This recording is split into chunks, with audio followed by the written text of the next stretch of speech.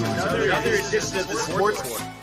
And we are back. We got the full crew in the house. That is what it's all about. The Yankees, out of any team in the league, are the best equipped to handle a blow like this.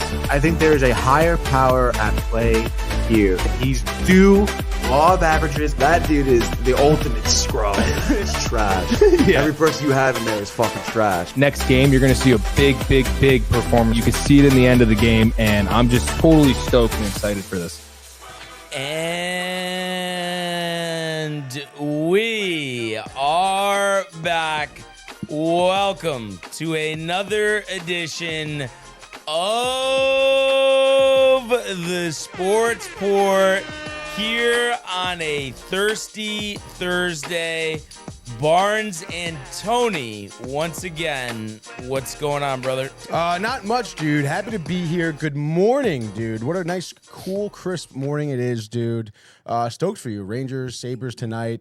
I'm excited to watch. Maybe I'll see you on the TV, dude. That'd be sick. With RJ. RJ, dude. I'm right. sure Josh B with the parka could give me his numbers, kind of meet up where he is, right? for sure. I'm sure RJ would appreciate that. Yeah. And I feel bad, Josh B right now, corporate America in Newark. I mean, I feel like he's been getting hammered by that recently. Dude, huh? that's brutal, dude. You may want to duck from the bullets, Josh. Yeah. I don't know what it is. Maybe, the pinhead suits there. Maybe they're thinking about bringing in John Winthrop as an advisor, kind of get things going, right? Is that right? Yeah, sure. Why not, dude? I mean, who cares? Bring in Winthrop, dude. But yeah, obviously a lot to talk about. Big UConn win last night, which we'll get to. Michael Buck is still in hiding, as well as the college football playoff.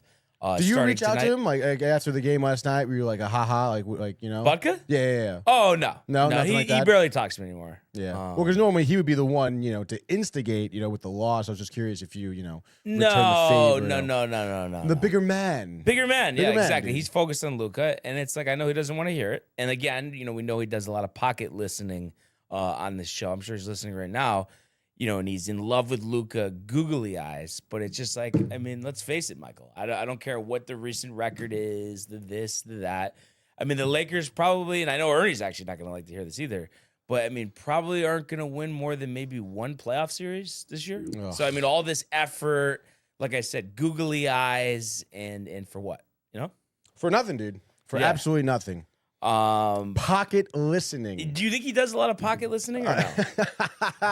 Yeah, I do think so. I think he listens to the show and doesn't really necessarily comment all the time. So, which is fine. I mean, you can do that. Yeah, right? yeah. I mean, maybe it almost works out better at times, just because sometimes you get a little carried away with the comments and the castles and the princesses in Southern California. Well, he hasn't really talked about Disney in forever, dude. Now that I'm thinking about it, right? It has been a while. He jumps. He jumps. He jumps around.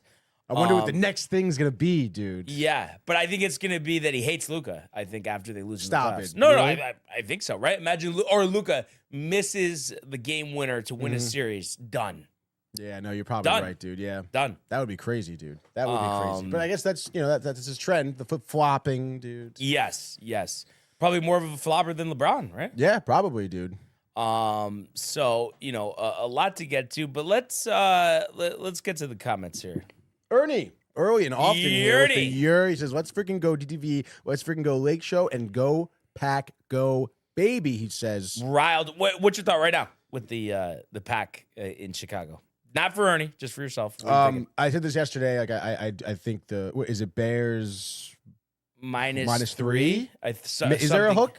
I think there is. I think there is a hook. I think there's a 3.5 there, but I do like the Bears. I do like the Bears. I'm sorry, Ernie. Ben Johnson, Yeah. Come on, dude. Yeah. More of a chance the Packers win that game or the Lakers make it to the NBA Finals? I mean, I don't know much on the Lakers this year, but I guess I would say Packers, I guess, right? I mean, I think, I respect the 3.5. I mean, it's a respectable number there. It's going to be a close game. Well, I mean, it's like it could be 9.5. All that matters is if they win by 1 or they don't. That's right, dude. That's right. So as we've seen before, do not matter. Bears, last minute play, the magic. It's happened, once or twice this season. So yeah, I'm excited for the playoffs. Like this pick segment aside, I've always said this. I mean, the NFL playoffs. I mean, it just you gravitate towards it. I know in the Mm-hmm. day of the FanDuel and the profit boost and stuff, you really honestly don't need that to be into it. No, you I do think not. it's honestly just so exciting. Yeah. I can't wait. Although I will say the FanDuel adds to it, though. It does. Adds to it, but then when you lose your shirt and, it's nice yeah. to just take a step back, tight. take a little break, right? What else we got? Donna saying good morning to everyone. Good morning, Donna. Donna. And there was Josh B with the quick hello from Newark. Appreciate that, Josh B. Yes. John Pollock with the throwing up emoji. Pistons last night lost, maybe. I don't know. Well, Red I Wings? think he cited UConn. Oh, Yukon, dude. UConn. And then hi everyone. He says not Newark, and then he goes, ugh, UConn. And especially because St. John's just lost to Providence at Madison Square Garden. Yeah, as he says, he can't say anything. St. John's mid, not feeling as excited. Yeah, last year, this is one of those things. It almost reminds me of the Dan Campbell situation, NFC Championship game a couple of years ago. They lost in the locker room saying, I don't know if this might have been our only chance. Like, you know what I mean? It just being real like that. And you think about Richard Pitino, obviously getting long in the tooth. That's right. Over in St. John's. I mean, they had a dream season last year. I think they were, a 2 seed? And they bowed early to Calipari. And then this season, I mean, obviously it's still early. A lot of conference games left. But it feels like they're not as good.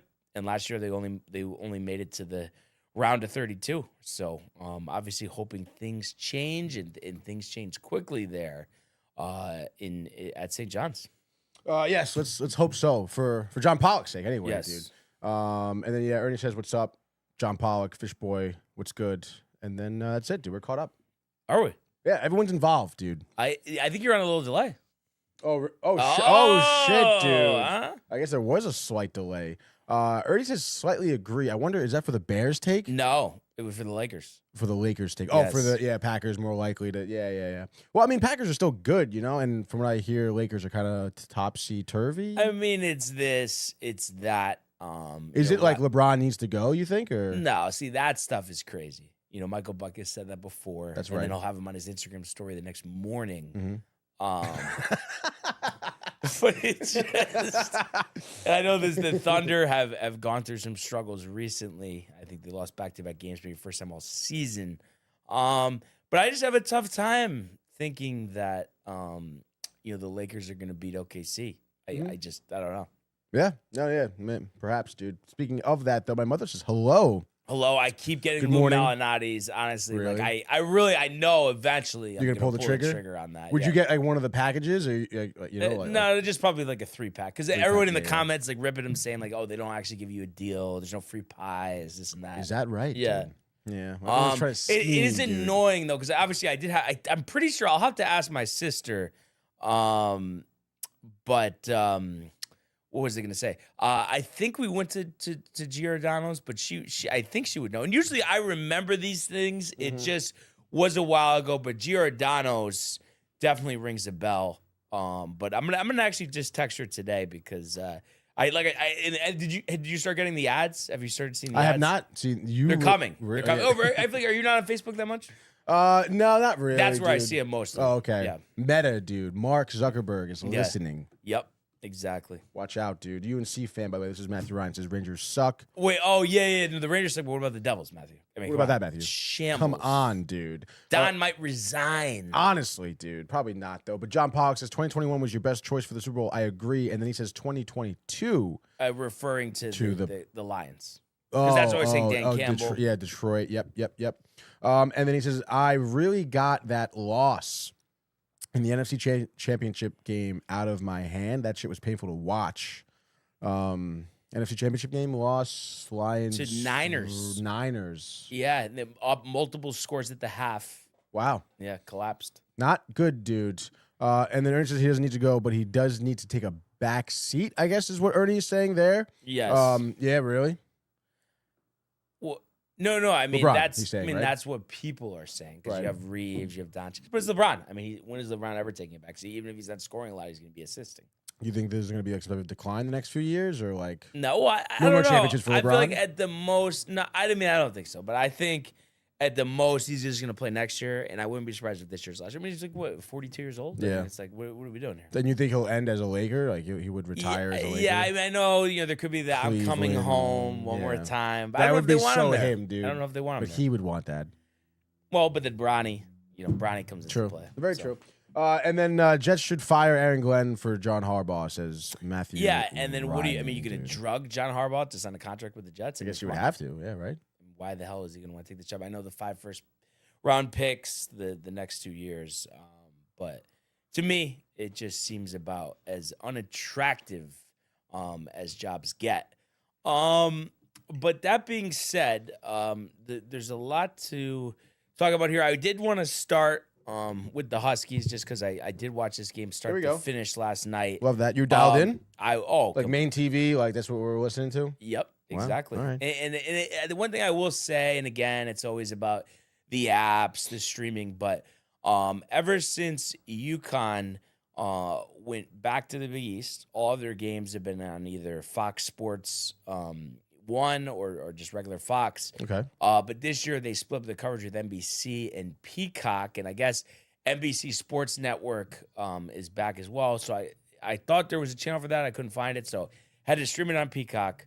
And I have to say, Providence, UConn had the first basket of the game. I think it was a Caravan 3-pointer, but Providence just came out guns a-blazing. The crowd into it, the F. Hurley chants. I'm sure Michael Bucket was in the crowd somewhere. And they were just making every shot. I mean, it was unbelievable. UConn really did in the first half, do a poor job of defending. And at the horn, Providence was up 10. Making a ton of 3-pointers. I think it was 7 threes in the first half. And it just felt like a lot of those were wide open. So, I mean, you had to give kudos to them, and they've had a rough start to their season, but rebounded with that win over Pollock's Johnnies. But second half, UConn, ends up flipping the script. And what was big was big man Oswin Ear, who won't see. Come on. Got into foul trouble early second half. Excuse me. And that right? was, yeah, I'm good. You sure? No, just need a sip. It's crazy how that just comes on. It's the chair. Not used to the chair. Need the sip, dude. Oh, come on. Anyway, he was doing a great job defending Terrace Reed in the first half. Second half, Reed absolutely goes off. It really was impressive. He ended up finishing with 20 points, 8 rebounds, and just second half, he just got whatever he needed down low. And I feel like that was the difference in the game. And also, shout out to Silas Demery Jr., the junior transfer from Georgia. Probably the best game as a Husky, 23 points, 15 assists, and shot 4 of 6 from 3-point range. He was amazing. I mentioned Reed, and then Caravan. Let's give Caravan his due. He catches a lot of slack. Definitely an inconsistent player. It's sometimes down low struggles, but as a perimeter shooter, he was great last night. 5 of 9 for 3-point range. He had 23. And Braylon Mullins, I was talking to JD about him. He's probably a one and done, similar to like a Liam McNeely. He'll get drafted higher in the first round. He is an absolute sniper from behind the arc. He was 6 of 10 from 3 last night. He finished with 24. And this was impressive too. UConn does this despite only getting 3 points from their bench. And just in comparison, Providence had 41 off the bench. So that's a pretty big disparity. Wow. Also UConn started with a technical foul. So 2 free throws. Providence ends up making 1 because Hurley barking at the official, which you kind of understood because they only had they had no free throws first half, and I forgot how many the Friars had, but it was a big discrepancy. And then first 3 minutes of the second half, so it seemed like he did his job. they had 8 free throws attempts, and they ended up actually having 18 for the game. So 18 overtime, second half. So it was quite the turnaround there. And what really did it for Providence, they shot very efficiently, 50% from the floor, made 14 3-pointers, but UConn ends up making 18. And that was a difference in the game. But you saw the momentum shifting, and Providence almost got out of there with a win because UConn, I don't know, it was the final 10 seconds. Carabin takes a 3, rims out, but Terrace Reed, who's just a monster, former Michigan transfer, gets the rebound, puts back, sends it into overtime. So that was where the game just changed, and it was just great to see UConn pull out the win. Going into it, they were 9.5-point favorites, so you expected, more of a decisive win. But I think you have to give kudos to Kim English and the Friars. They played with a lot of effort. But at the end of the day, UConn's 15-1, 5-0 in the Big East. Right where they want to be. It was interesting too. I guess Hurley was saying this was a big game because This is a game. Because even when they won back-to-back championships, they had never started 15-1. So this is the best start they've had in a while. And like I've been saying all season, I think they're primed to make it, 3 and 4 years. And I'm interested to see how they play the rest of this Big East schedule. I'm excited for the stretch run of the season, and they have now won 7 in a row against the Friars. That's pretty impressive, dude. Have their number, you would say, right? Yes. I think they have everybody in the Big East number. Obviously, they've only played 5 Big East games, 5-0. But when you really look at the conference this year, a lot of people are saying the conference is down. Villanova, I guess they're saying, is okay. But in terms of really, posing a threat, and Villanova actually ended up losing last night. So they're right now 3-1 in the conference. Creighton in second at 4-1. Seton Hall, a lot better after the disaster, after they lost all those transfers last year. They're 3-1 in the conference. The Johnnies are 3-1 in conference. And then Very nice. You have a bunch of teams with bad conference records here. DePaul 2-3, Georgetown 1-3, Providence 1-3, Golden Eagles of Marquette 1-4, Butler 1-4, Xavier 1-4. So, sometimes we've seen 6, 7, 8 teams from the Big East. This year, it seems like we're going to be talking about 4. 5 might be a stretch. We'll see how, these teams kind of, navigate through, conference play. And next up for the Huskies, 2 days from now, which will be Saturday at 12:30, they're going to host DePaul. DePaul, always one of those teams, the non-conference schedule is okay. They get to the conference schedule well under 500, usually the last team in the conference or around that. Maybe Seton Hall was worse last year, but you would expect UConn to demolish them. And I want to see this game. Okay, this game will be at People's Bank Arena. So I'm sure a good crowd on a Saturday, 12:30. That one's actually going to be on TNT. So excited for UConn. That's for sure. And there's just a couple quick things. This won't be a long, segment here, but let's go to the world of the National Football League. This kid is special, man. This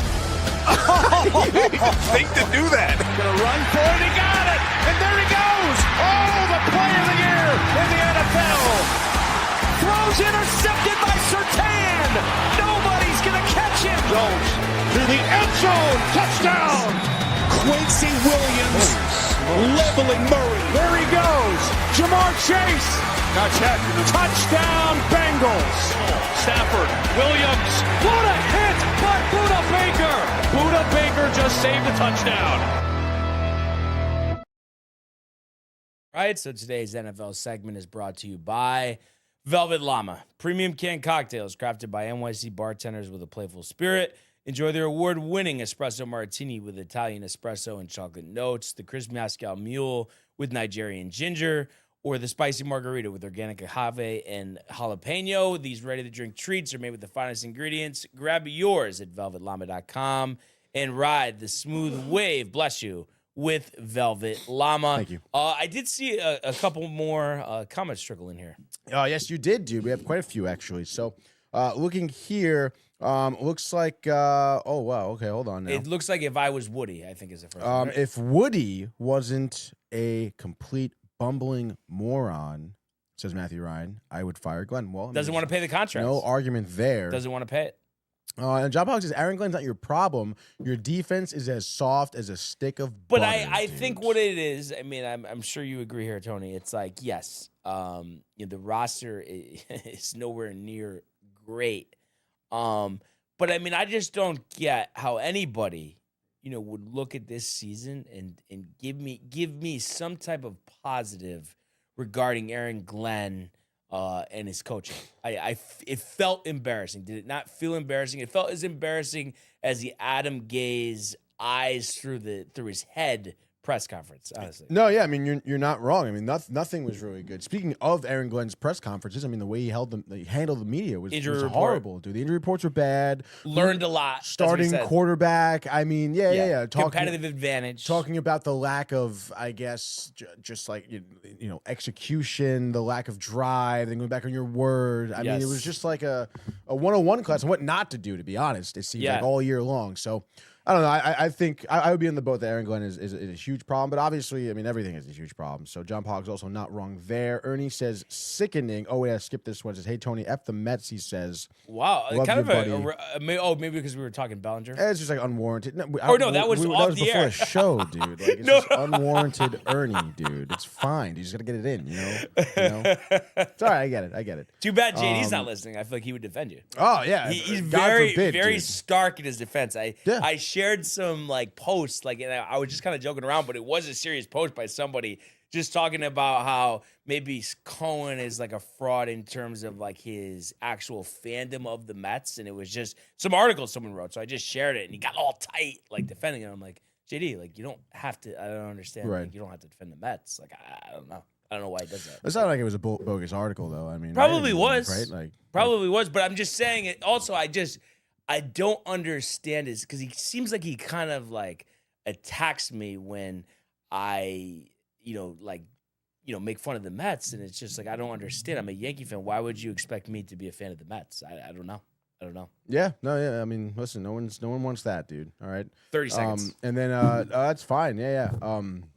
Donna Lee making a request here. Very interesting request. Says, Josh, I need you to bring me some shrimp and garlic and white sangria, please. I mean, I'm not gonna lie. I feel like Josh, Newark, corporate America, no time for that.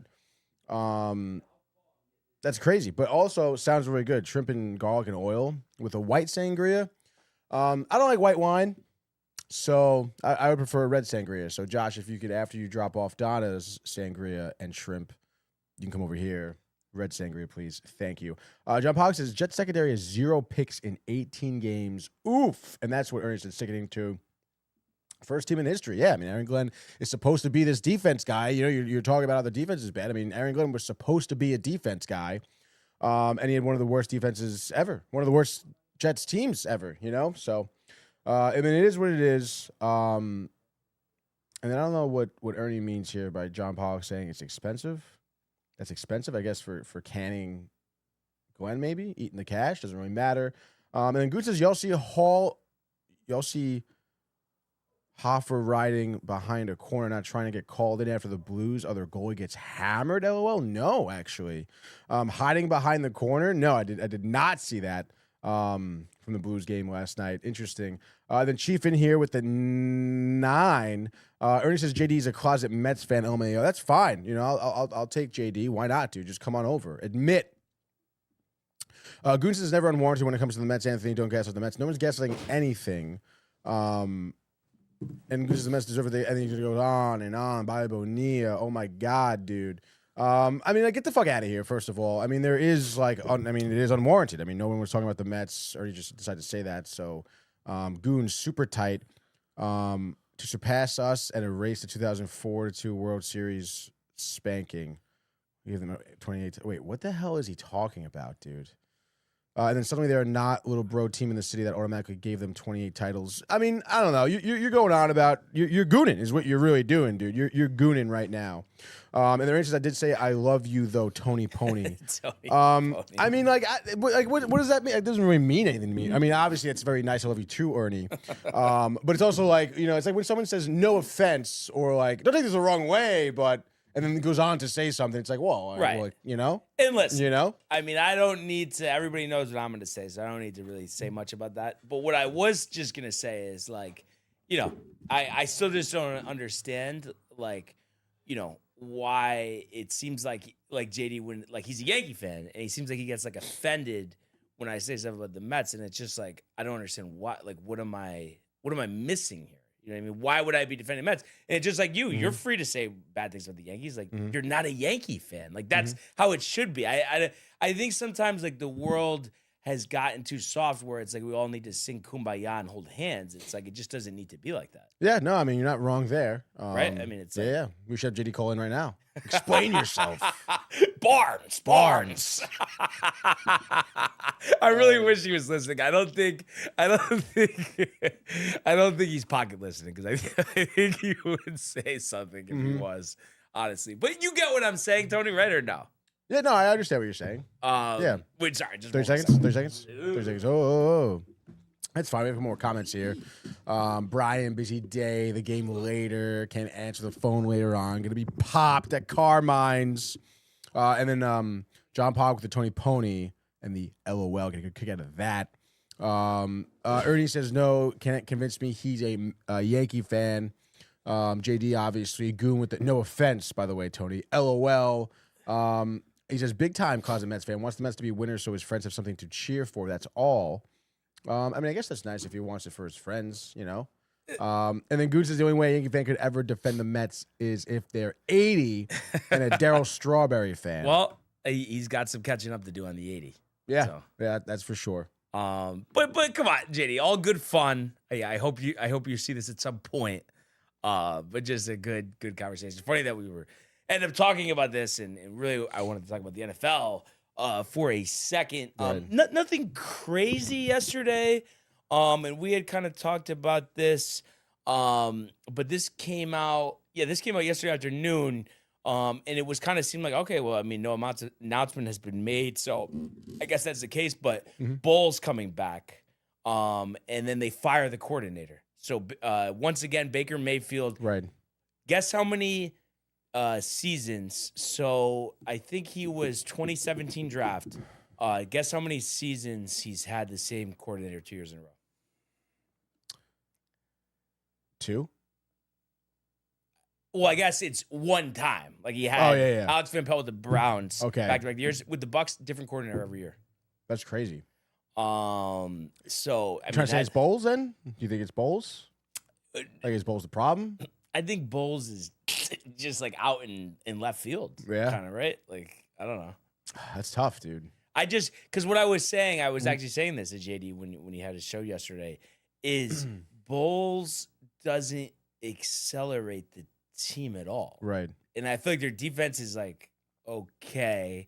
You look at his record with the team. Have they even won a playoff game? Did they win a playoff game? The Bucks? Yeah. Lost first game against the Lions. No, but I'm just saying, since he's been the coach. No, yeah, I'm trying to think of each year. Because he came in, it was like a year after they had won the Super Bowl. And I know that year they lost to Dallas in the first game. That was an ESPN game. So he won one game in 2023. Okay. And then lost to the Lions where they blew it. Yeah, they did blow it. Baker had like 3 picks. So I don't know. I don't know. I guess they like him, but I just. Do you think it's Baker? You think Baker likes him? Like, why is there such a need to have him around then? Because obviously the market for head coach, right? I mean, maybe Baker likes him, but he just seems like a guy he doesn't say much. So maybe players are going to gravitate towards somebody. Who isn't going to get on them, right? Right. Yeah, I guess so. In their face type of deal. Do his own thing. A wife, living in a nice house. And I just wanted to see the guy. What is this guy's name? I had actually never heard of him. Let me actually just look. Never heard of him. No, the Bucks offensive coordinator. The one that got canned? It's I think it's Josh Grizzard. Come on. Yeah. Yeah. Struggled, was promoted from a pass game coordinator. And yeah, I mean, there's no arguing about that decision. I mean, the Bucks offense just really was a shell of itself. My gosh. He's from Lizard Lick, North Carolina. I mean, kind of crazy. Lizard Lick? John Grizzard from Lizard Lick. Breaking news. The Miami Dolphins have fired head coach Mike McDaniel. Per Adam Schefter, Dolphins owner Stephen Ross met with McDaniel this week to discuss the season.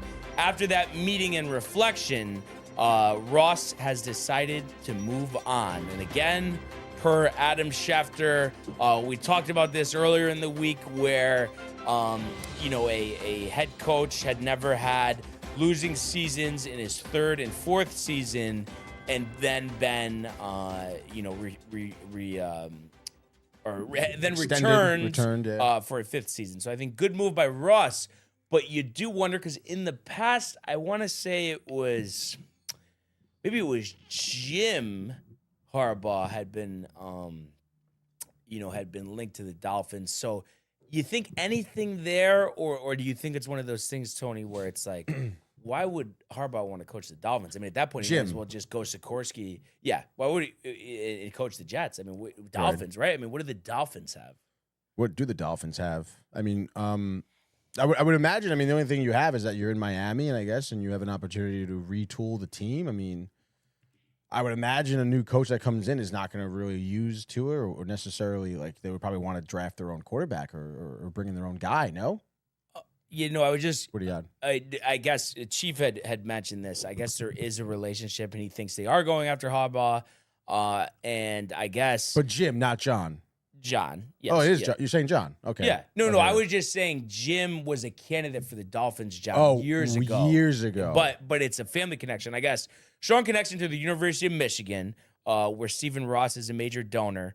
Harbaugh's father coached, and Ross previously pursued John's brother Jim, leading to speculation that Ross might target John.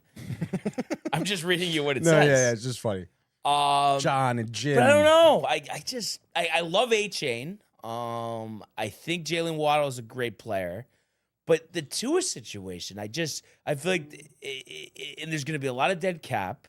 I mean, is there? I just don't get what you could point to other than the weather, Tony, as to why he would want that job. Yeah, no, I mean, like you said, that's what I'm saying. Yeah, I mean, like, it's Miami, I guess. But I mean, I don't know. Especially because there's there's a plethora of openings, better positions. We've been going over this like for the past 2 weeks now. I guess the relationship, right? I'm saying that. Yeah, right? I guess. But is that what is that? I don't know. How far is that really going to go? How tight is that relationship that it could get him to go to Miami as opposed to New York or Atlanta or Las Vegas, Yeah. Kind of crazy, to be honest, how many head coach openings there are now, Right. For big teams, too. I mean, this is, you mentioned the few, impact players that the Dolphins have. Someone's going to be interested. I wouldn't think the top, head coach available would be, though. Yeah. Yeah, no, I'm just interested because I guess it would really, just be, who's going to be the quarterback there? I mean, it seems like Tua's done, unless like it's attractive for Ross to say, who can come in and fix him. Mm-hmm. But I don't know. You especially don't seem to think he's fixable. Tua? Yeah. No, I don't think so. So what do you think the answer is? I mean, just Zach Wilson? No, I mean, obviously not. Who's the young guy they started over him? Quinn Ewers, but I don't. Oh. He was supposed to be a top pick. He ended up being a 7th-round pick. Well, they beat the Bucks, right? Yes, but I mean the numbers weren't great. 3 touchdowns, 3 picks. I don't know. It's going to be interesting. It just seems like a very, very tough job to to Phil. like succeed in. I mean, Yeah. really, you know, who's succeeded in Miami? You know, after Don Shula, really. I mean, you think about it. Dave Wanstead was there a little bit. Mm-hmm. What was the guy? Joe Philbin. But it's like they never did. Adam Gase. You know, they never did anything in the playoffs. No, you you're know? right. Exactly. I mean, there really hasn't been championships, you know, over there in Miami. So Yeah, exactly. what's so funny? No. I guess we do have JD JD in the in the house. building. Yeah. There we go. There we go. He wants to know right away, who is the goon collector? That's so funny. And then he says, please. I love this.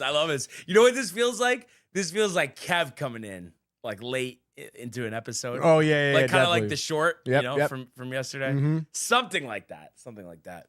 Love the conversation. So yeah, I mean Oh, now God. we have seven openings you know, in the NFL. So it's going to be interesting to see who goes where, you know, and I guess Harbaugh is going to wait until next week to do interviews, and I wonder too if that's part of it, because he wants to see, you know, if there's maybe potentially some more openings, and I saw people you know, brought up like if Buffalo loses to Jacksonville, you know, would that be something that the Bills or Harbaugh would be interested in? I mean, what do you think about that? Yeah, I mean, listen, we talked a little bit about this yesterday too. Like some of the remaining teams that are still in the playoffs. I mean, yeah. But like Buffalo being one of them. I mean, I would imagine that's attractive. I mean, you have one of the best quarterbacks in the league at that point. So yeah, I mean, if I'm him, obviously you're the most touted coach right now available. Like, yeah, why not wait and see? What do you have to lose? You're not going to lose offers, right? No. I mean, you really. I think no. It's, in all seriousness, I think everybody's gonna be waiting on you. Almost similar to Bellinger and Tucker right now. Mm-hmm. There's no rush. Like Right. they're letting everything Come to them. But really, I mean, I don't know. Like people talk about the Steelers, they might even win their game. I don't think Tomlin's going anywhere, right? Or no? No, I wouldn't think so. So, I mean, really, is the Bills the only potential opening? I mean, I maybe Philadelphia? people were mentioning that. People were mentioning the Packers. Matt LaFleur? Yeah. I like him. No, I know, but I mean, if you look at it, I mean, he hasn't, Yeah. you know, gotten them over the hump. Is it his fault? Is it Jordan Love's fault? You know, and it's interesting with Sirianni. I mean, he's had so much success there in Philadelphia, been to 2 Super Bowls, cried his way through the anthem, wins the second. Here they are back in the playoffs again this year. But he doesn't, I don't know if it's just his personality, the way he looks on the sidelines. He just doesn't feel like he's well liked or well respected. No, you're totally completely right. And I think the fact that he has won the Super Bowl is a reason why he's there. So yeah, I mean, what do you think though? But obviously, there seems to not be necessarily cohesion in that locker room. Let's just say hypothetically, the Niners win.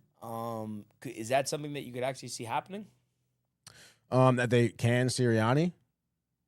Yeah, That would be I kind do of think crazy so. though. That would be crazy. But I think it's not even so much result based as it is just cohesion in the locker room. Yeah. I mean, I feel like every year there's headlines in terms of Philadelphia locker room problems. AJ Brown, Jalen Hurts not listening to the staff, doing their own thing, the streaming. I mean, it is out of hand. You know, the amount of targets we're getting. It does seem like that he doesn't really have the respect of the locker room, or at the very least, it under control. So, but it is interesting because it's like, I mean, they are still winning games. They've won a Super Bowl with him not controlling the locker room. Like this isn't, right. You know, like this season isn't the first season. I guess that this has been in question with Sirianni, but I don't know. I guess maybe they're just that rare example of just that like talent and scheme of the coaching staff just overcomes any lack of chemistry. But I don't know. I mean, I would say that if they do not win the Super Bowl, if they get beat, they don't even make it to the championship. Who knows?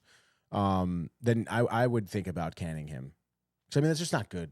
Yeah. You know? No, it's really interesting. I can't figure out that game. I want to say the Niners are going to win, but I hate the way they looked against Seattle, and then the Eagles in home playoff games. Yeah.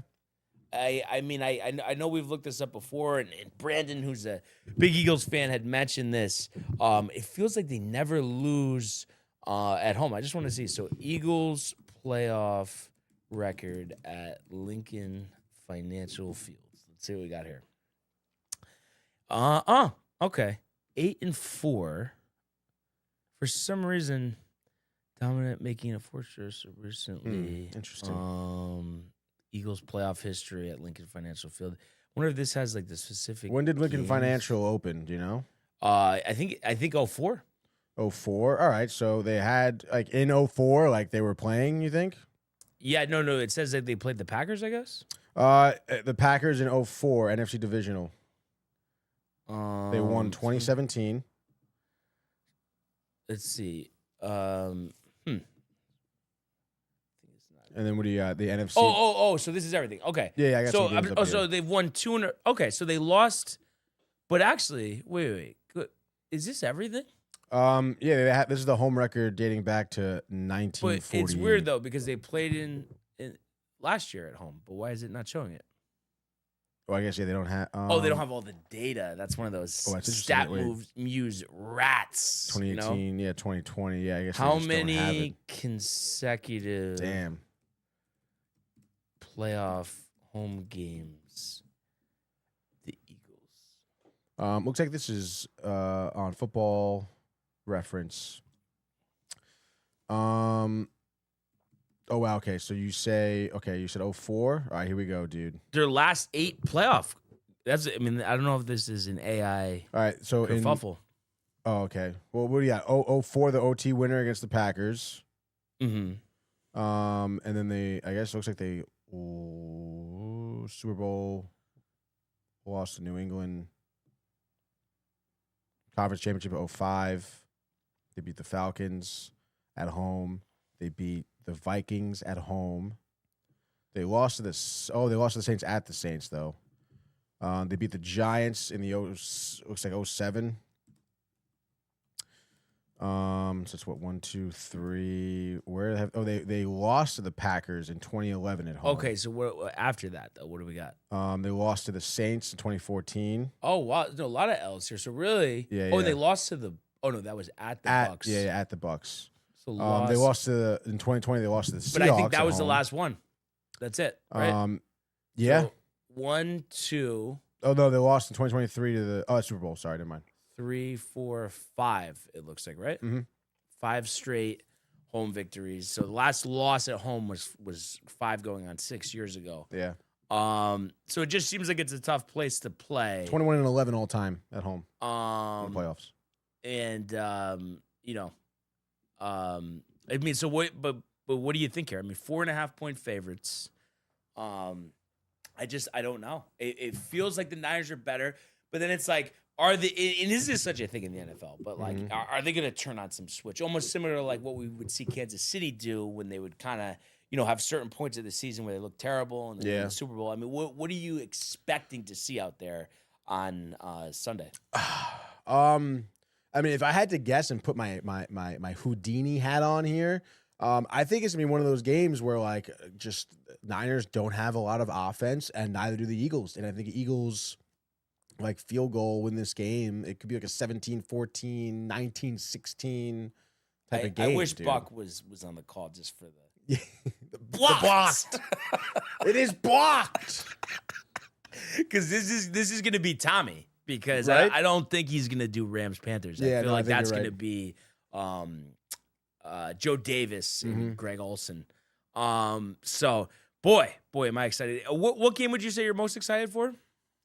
That I'm most excited for. I guess let's just take a look here.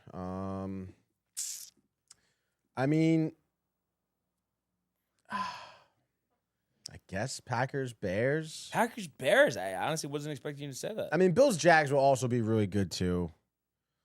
That's the 1:00 game on Sunday too, early on. But again, I don't know. Saturday night, 8 p.m., you're at the bar, Packers, Bears. Like, I feel like that's going to be more jacked up for that game. And that, yeah.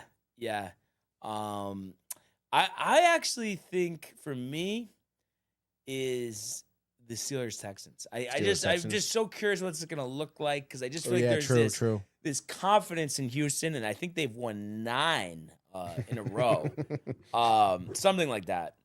And I just wonder though if it's just going to feel different because it's in Pittsburgh. It's going to be cold. It could be snowing. The wind, the kicks. True. And that could be, it's blocked or wide right. Yeah, no, easily, dude. How ironic would it be again? Like, let's say Texans are in position to win and they've missed blown it, it. dude. That's always been a tough field to kick out. Yeah, that would be absolutely ridiculous, dude. So that's going to be interesting. So I guess that's really it with the NFL news. Russell Wilson, I guess, has switched agents and said he plans on playing next year. Is he going to be starting for the New York Jets? Oh, my God, dude. No, but honestly, the way that I could see them bring him in, honestly. Like, just because everything is ass backwards. Right. And you would expect quarterback at 2. Hopefully, Dante Moore comes out. There's been talk about him ducking the Jets, but because I guess Taylor's not going to be back. I mean, they need to get some stopgap, but it just seems like something Woody would do. Oh, he's familiar with New York, played with the Giants last year. That'd be crazy. I know. And then what was the other thing? It's going to happen. Come on. I mean, honestly, I wouldn't put it past him, would it? Hopefully not, because it seems like this GM somewhat knows what he's doing, but we'll see. I was going to say, did you see that whole Stephen A. and Garrett Wilson thing? No, not at all. Stephen A., with his acting, like he's on Days of Our Lives, saying that if he was positioned to play for the Jets, that he would give himself food poisoning and eat food from the garbage to avoid being on the Jets. And then Garrett Wilson took exception to it, said, "You're so fake. Wow. This is why I don't watch ESPN anymore. First Take used to be my favorite show." So really good for him, dude. And I commented. Like on Twitter? Yeah, and then today he was like trying to hype everyone up for the show, Stephen A. Something like, "Oh yeah, I got stuff to say. I hope you're watching Garrett Wilson." And I literally like typed back, "Oh, the whole world's waiting for you to say." Oh wait, nobody cares. Oh, that's great, dude. Good for him, man. Yeah, punching back. Yeah, let's go, I'm sure dude. Jay was like, "Yeah, man, let's go Jets." Yeah, as he should be, dude. Yeah. Fucking public enemy number 1 over there, Stephen A. So yeah, that was funny. It's just like always like what? Wow, dude. There we go. Corporate America. We got a lot going on in the comments here that I would like to go over. I mean, and it's probably good maybe that Brian's not here, but I mean I don't know, man. Wow, the bucket of cookies, Ernie. Absolutely, Ernie. Absolutely, JD. If you want to be a Mets fan, I know you probably don't, but that's fine. But I think this is what JD's saying here. I think is really the nucleus, the epicenter, the apex of I feel like of what should be said here. Is that a Met hater? I feel like rightfully so. I mean, you have your reasons. Ernie and Brian are undoubtedly Met haters. I mean, you can't deny that. Like, you can't. So I mean, that's just what it boils down to. At the end of the day, JD's not, which is fine. That's it could be respectable. I'm not a Yankee hater. I respect the team. I respect some of the talent that's on the team. Like, what are you gonna do? I like Max Fried. What are you gonna do? I like Anthony Rizzo. Brian back in the house now. Mr. Rizzo, dude. And by the way, did we? Yeah, I was just okay. I was just sifting through these. Goon Collector. Kind of going in. I mean, JD wants some names and addresses, it seems. What was JD's defense, though? No, he's not really saying anything. But no, he's not. He's not really. He just says he's a Yankees fan and he wants to know who Goon Collector is. It's fine. Get ready, it's coming again. What does that mean? I went to the games before you were all born. Okay. Was with the Yanks with lean years in 80s and 90s. You've all Get dealt ready, with it's coming jack again. shit. Yeah, it's not coming again though. That's ridiculous. Nothing's coming. And then that's when. Okay, Brian. Yeah, we write down the time code, right? Oh, you said it, dude. All right. You kind of said it if you think about it. You can. And then let's see. I don't know. Goon says no self-respecting Yankee fan would go to bat for any of those teams. 100%. And those teams include the Mets, any AL East team, especially the Red Sox, and then he includes the Dodgers there at the end. Correct, sir. Let's But throw then Houston the in list there. goes on. Yeah, Let's throw Houston. There we Houston go. I mean, it's basically any team that's not. I mean, it's not. It doesn't really matter at this point. Yeah. I mean, the argument is just inconsequential. No, but I mean, I think though there is a point though of it. It's just like with you, like you care about the Mets. Like who cares about Right. the other teams? Like, you're not Yeah, for sure. going to bat for them. Right. Like, you can care less. No, yeah, of course not. Of course Yeah. not. Yeah. So let's see, but really would love this offseason move along. I know the Yankees supposedly made a couple offers to Bellinger. I think they're estimating like 5 for 150, 5 for 160. Supposedly he wants 6 for 180. Originally wanted 8 years. It just, I don't know. At that point, I would say whoever wants him can have him 6 to 8 years. I don't really want him for that type of thing. Yeah. No, that's a good point. That's a long time. Yeah. For him. Yeah. 32? 33? No, 30, but 30? I don't know. Just still. inconsistent track record. Yeah. I don't know. Ripping the pen. You don't like that. I don't know. And also, I would just be more excited kind of to like have Spencer Jones starting in left field. I'm not going to lie. Then do it. Well, it's Right? not to me. Start Right? it. But everyone, you know what I mean? Everyone's going to be outraged. Oh, the Mets signed him 7-year deal. How? This and that. But it's like, to be honest, I will be like, okay. See ya. And I'd be fine with that. Yeah. But it's just, I don't know. I just want to see those guys get a shot. But we'll see what happens. And we were, talking football here. I just figured I'd just slide this in here and then we'll just go to our NHL and our grid. College football playoff semifinal tonight, the Verbo Fiesta Bowl here. So you have the University of Miami Hurricanes matched up against the Ole Miss Rebels. Miami coming in 12-2, fresh off the win against Ohio State. People were calling it payback, for that 0-2 game. There we go. And then you have Ole Miss. I mean, and what a story here. 13-1, Kiffin leaving. Just some of the staff, Charlie Rice Jr. staying on as the OC. Trinidad Chambliss, what he's done. And it's interesting, both quarterbacks, coming for different programs. Obviously, Carson Beck, years as the starter at Georgia, has had a lot of success with Miami this year. And then Trinidad Chambliss actually won the Division II national championship last year. He's actually petitioning the NCAA for a 6th year of eligibility. And he signed a contract next year, obviously pending that.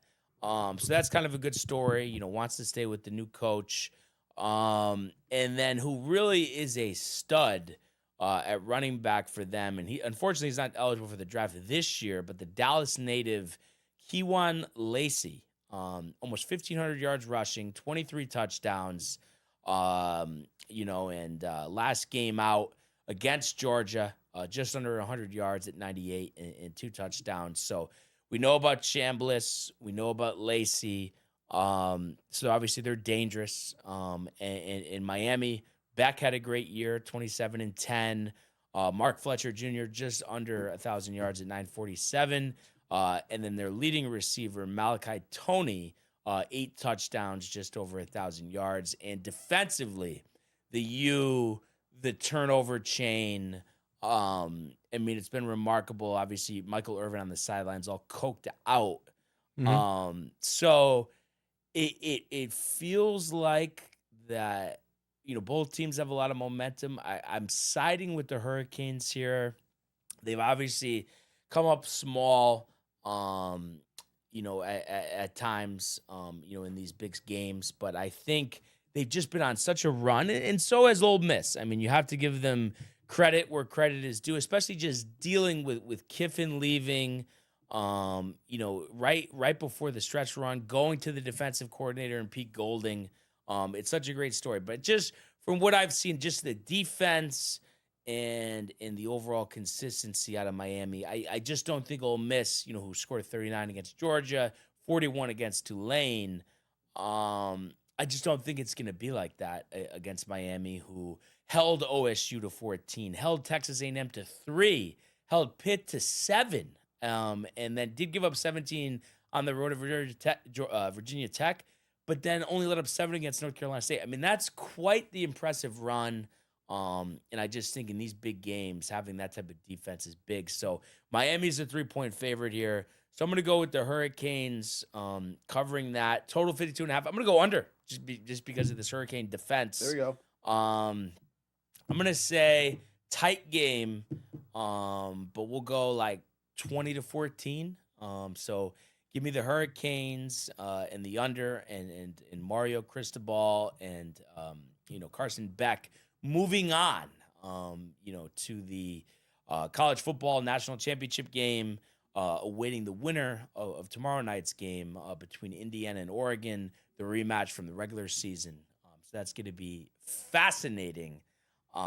So we'll see what happens. And then this game tonight, played at State Farm Stadium in Glendale. Fascinating. One of my favorite venues. The thing's 20 years old, still looks brand new. It kind of was the first of its kind, with the retractable roof and all of that. So that's going to be 7:30 on ESPN. So I'll be periodically checking in on that, at the Ranger game, especially during the intermission. So before we move on, I guess we did have a couple. Ernie St. Spencer bust. Ernie, what do you think about that? There's nothing behind it. Oh, I saw you had a lot of strikeouts last year in the minors. Nothing behind it. No, I'm serious. It's just like, Yankee prospects don't do good.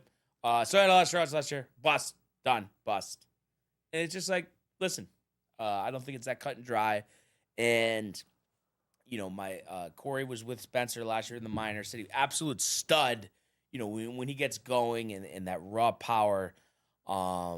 They selected this guy from Vanderbilt a few years ago and just had this vision for him. 35 home runs last year in the minors. He has arrived. So he is a lock for Rookie of the Year as long as he gets the at-bats, which I'm expecting he will, especially if they don't re-sign Bellinger, which as the days go on and you got talking Yanks saying that they think he's going to the Mets or talking baseball. So, that's kind of my thoughts. What else did we get? What else did we get here? Oh, yeah, there we go. A goon collector, tossing his hat into the ring here. Pretty interesting. Excuse me. Tell Anthony I'm willing to wager him, that's me, the Mets don't make the playoffs this year either. And I got a Darryl Strawberry Topps autograph cards. I'll give him if they do. I'm down to wager. What do you want in return? I don't hey, this is between you guys. Autographed cards. I just got the feet up, popcorn. The chair.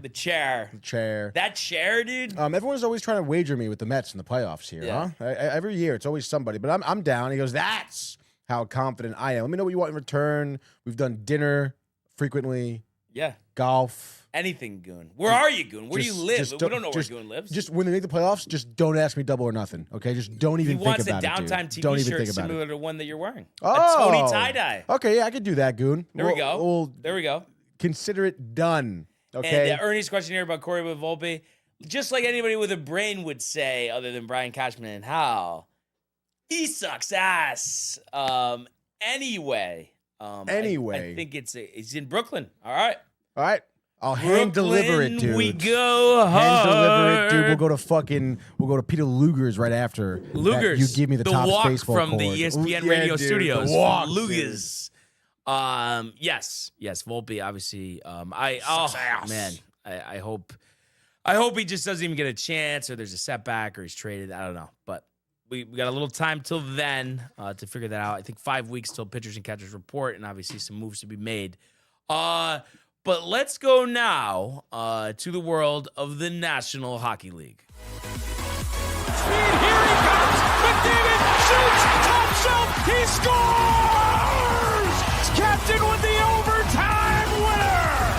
That's the middle, that's a world-class hit right here. Tomsky stepping, rink Washington made the full split save. Are you kidding me? Turn, side of the net, between the legs, and they score! Filthy! McDavid, Pasternak, Krasova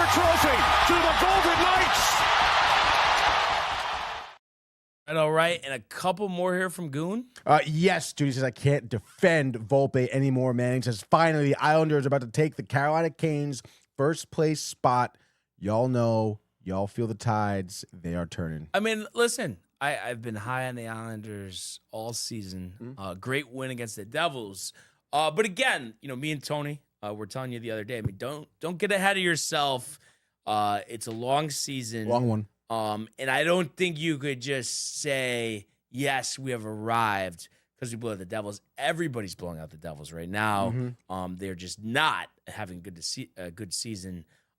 So, we'll see what happens in regards to that. And I was just gonna see here. Okay, so no, they're not playing tonight. Okay, I think Devils are playing in Pittsburgh, I believe. Yep, yeah.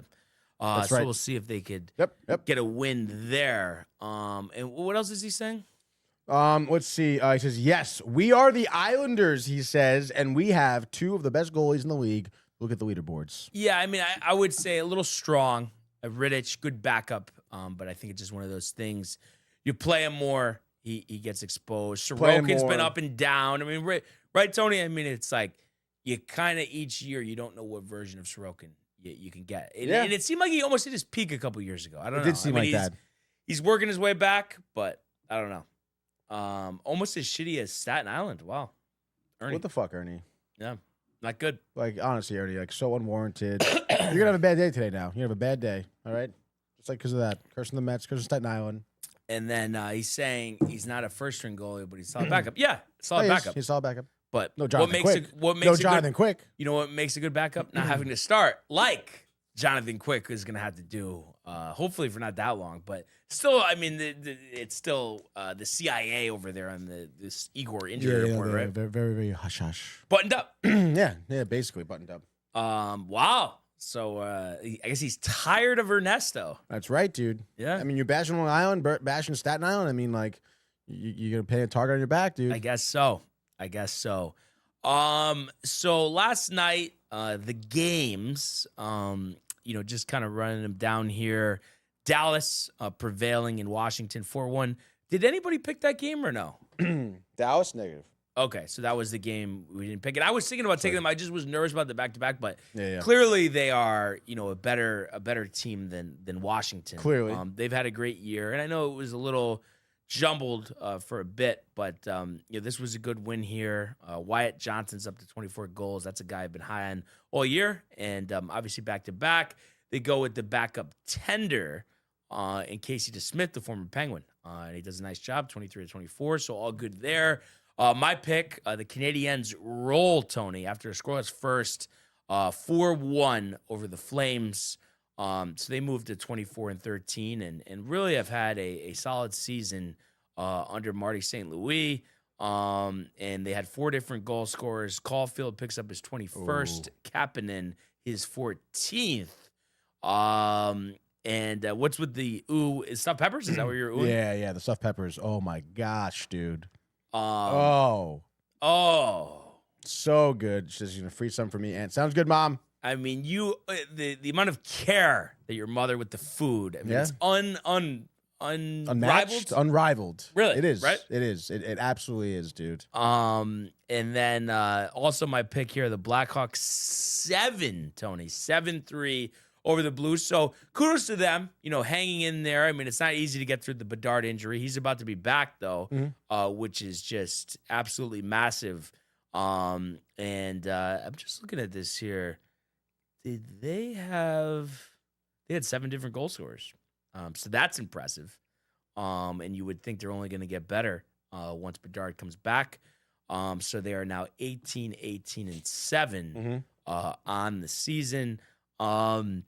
The Mammoth, your pick, 3-1 Vizmelka. Yeah. Vizmelka has been back. He's a kind of a Dr. Jekyll, Mr. Hyde. He's already 29.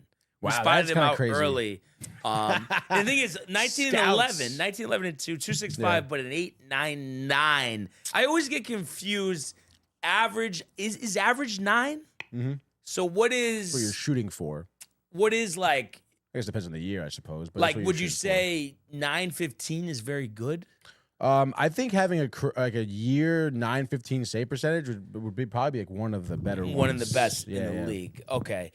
But it's just anything in 9 is average, or 9 is a little above average. I mean, maybe around nowadays it is maybe a little above average, Okay. but you want to see the 9 in the column, dude. I get confused with them. I mean, 7 career shutouts for Žmelka. Career goals 314 this year though 265. But the 899 career save percentage, obviously there's been debatable what he's had around him. Yeah, the Coyotes, lack of defense. I mean, what do you think though? I mean, you've seen a lot of them over the years. I mean, he looked phenomenal against the Rangers. Yeah. Phenomenal. So you think he still could rise and win the Vezina one year? It would have to be within the next couple. Yeah. Like next 2 years. Before he gets too long in the tooth, as they say. So, all right. And then last game of the night, the Sharks, 4-3, taking down your Kings. Yeah, dude. We're getting a little long in the tooth at home this year, only 7-9-5. They're having a shit year, Celebrini with 2 points, tied this one with a little over a minute left, and then had the assist on William Eklund's game winner. So the Sharks, Tony, hanging in there. Almost, we had made those comparisons. By the way, up to 24 goals on the year for Celebrini, but I think they won 5 in a row. They won 5 in a row now. That seems right. They won back on the back-to-back. That's 2 in a row. 2 in a row. Okay. But we made the comparison with the Ducks, and it seemed like, the Ducks are a little better. Now it seems like the pendulum swinging the other way, huh? Yeah, absolutely. And we've talked about the Ducks being on the 7-game losing streak they're on. I mean, maybe like you're saying, the pendulum is swinging the other way, but they are pretty evenly matched in terms of points and record right now. So we'll see what happens. I would think the Ducks are snapping out of it soon. I hope. I mean, they'll have a chance tonight. Are you a closet Ducks fan? No, I just think it would be good for the NHL to have them in the playoffs. No, I think so too. Anaheim is good. And you know what? I was just thinking about this because we're just talking Utah. Pull up the rendering of the Winter Classic. Oh, next yeah, year. Everyone's dude. excited. The official announcement. We talked about it yesterday. The University of Utah football stadium. I saw it from the outside. Didn't go in last year, but they're going to be hosting the Winter Classic next year. And the backdrop is unmatched. Yeah, unmatched. Yeah. Unmatched. Unrivaled, dude. Unrivaled. Wow. I just think after all the complaining, the whining, the bitching about the Florida outdoor games this year, I think there's going to be no complaints about this. that photo. That's tremendous, no? A little grainy right there. Facebook photos are always tough. But yeah, the mountains in the background. I mean, give us something, Tony. I mean, that's not bad. Are you That's kidding fine. me? That's fucking sick, dude. You want to book our tickets now? I mean, really? I would love to go to this game. No, that's Like, that's are you gonna kidding be me, sick. dude? So yeah. Avs Mammoth. Yeah, especially that it's Avs Mammoth, and I forgot what they were saying. Maybe the Avs wearing the red jerseys or something. I don't know what, but it's gonna be sick, dude. Yeah. So And I mean, I think it may be a good game too. I mean, who knows where the Mammoth are going to end up this year? But they are a very young, dynamic team that should be continuing to develop. And this time next year, I mean, you never know. yeah. So some exciting news, and obviously we'll have to hear the complaints from the Peanut Gallery on. there should be no complaints. No, not no about complaints this. about Not this. about this, but the Stadium Series and Raymond James. There's gonna be a lot of that. I guess so. I don't know. Then we get this next year, plus the Dallas Stars game. I'm really excited for that one too. Yeah, that's gonna be sick. That's right, AT&T. Jerry World. Yeah. Where would you rather go to out of all three of those games?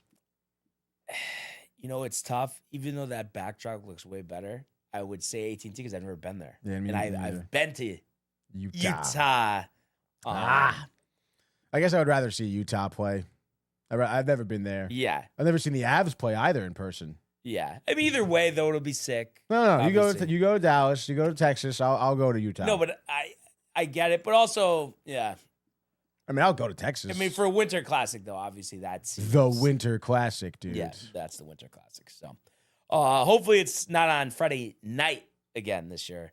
I don't know. I mean, I guess it would be Saturday night. No, but no. But I mean, or whatever. Wasn't it usually during the day? They used to be in the afternoon. Yeah, but it's just day like game. the college football playoff. Nobody cares. Well, but also I feel like, obviously but you don't know. I mean, maybe for this time, since it's cold enough over there, Do it during the day. you'll be allowed to do it during the day. I mean, there have always been issues during the day because of the sun. Excuse me. Whoa. Need a water? But you never know, dude. No, I'm good right now. As you sip yours. All right. What was I gonna say? I don't know. Oh yeah, I know we talked picks, but what's the updated records? Do we have that? We're both 8-10. Bold 8-10. All right, so 8 fair and enough. 10. So I was 3-1, and you went what? 1-3. Love it. And do All right, I have the pick? all right. Do I have the pick here? I don't think you do. I think It's you took Montreal first, I believe. Oh yes, okay. But before we start, just really quick, obviously we're we're dealing with some things here. No, but in all seriousness, Fox, Shesterkin, JT will be back, which is good. But Sabres have been hot, 11 out of 12. What's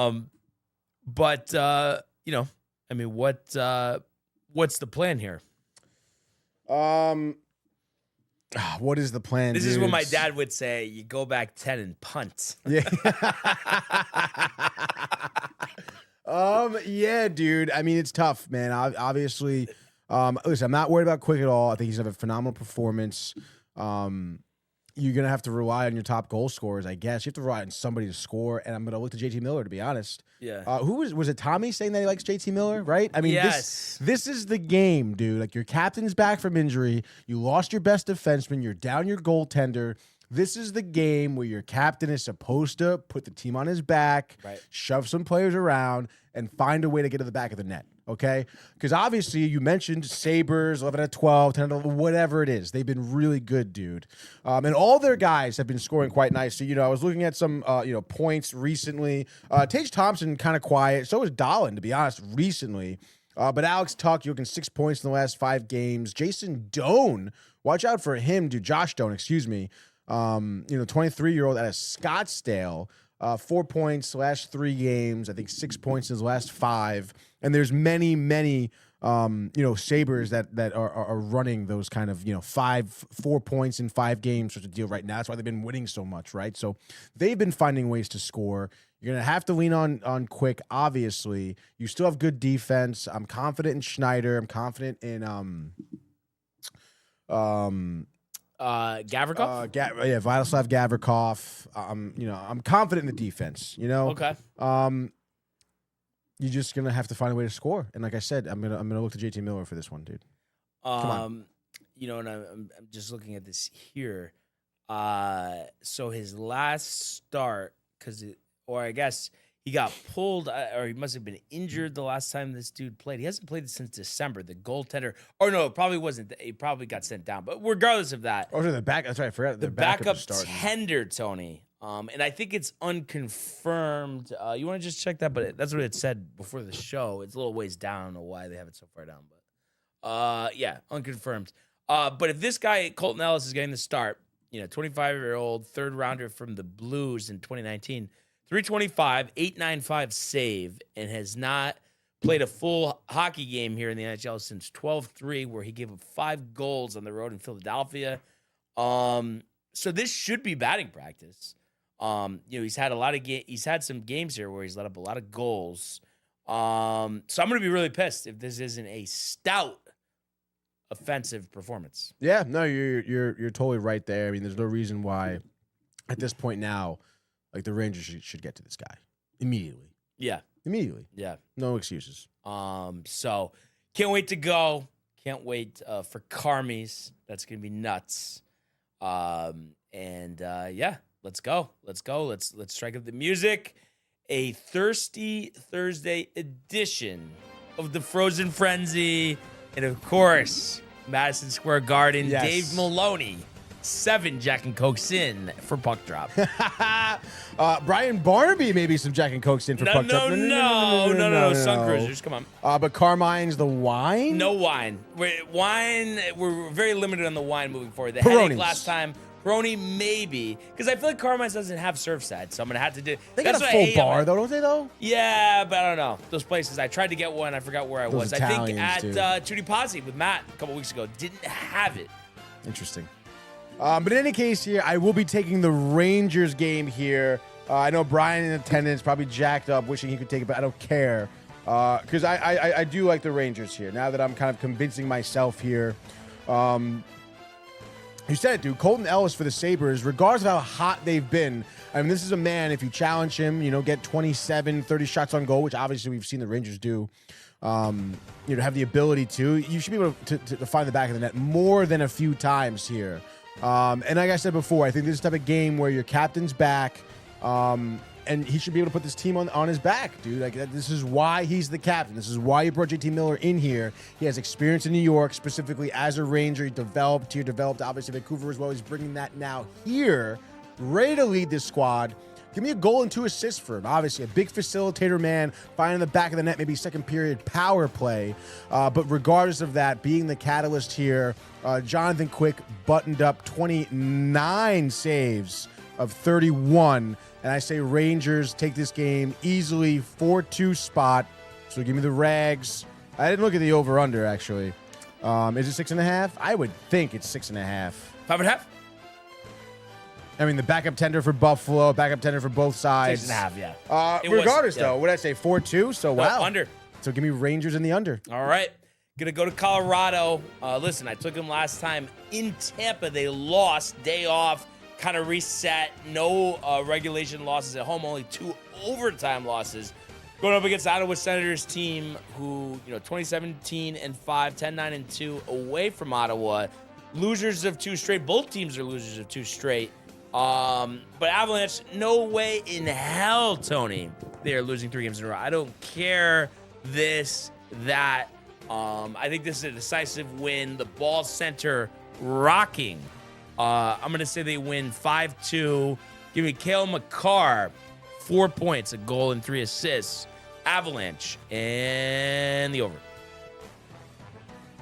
Avs over. Next game now. Let's go to Nashville. Preds 19-19-4, just kissing the 500 mark just there. Are going to be hosting the New York Islanders, a team that is pretty hot right now. Then they won 3 of the last 5. The 9-0 victory against New Jersey, beat Toronto in overtime. Matt Barzal leading the team in 35 points, red hot, especially since he got yelled at for missing the team meetings this season. Patrick Waugh holding players accountable. Give me Hattie Boombatty for Barzal. Islanders win this game.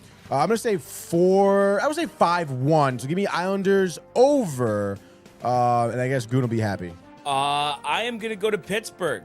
The Penguins hosting the Devils, who Matthew Ryan, they suck ass. Outscored 12-1 their last 2 games. That's embarrassing.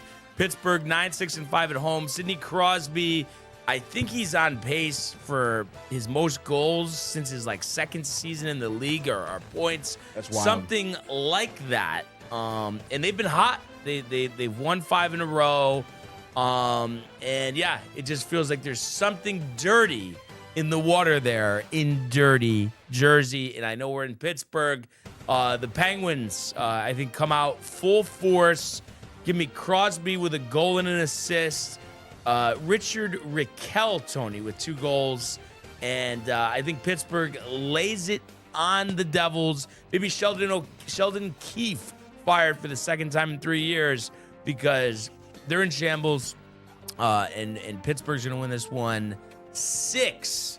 So it's going to be Pittsburgh and the over. Pittsburgh over. 3rd game here for me. Not really sure where I'm going to go. I'm not going to lie. Don't really like any dog, honestly. What about a tight dog? A tight dog here. Bruins favored at home. Who would have thought that? Beginning of the year, they would have done that. Flames back to back. The Flames back to back. I guess I'll stay within the New England metropolitan area, East Coast. Sure, I'll take the Bruins. Why not, dude? You mentioned Flames back to back.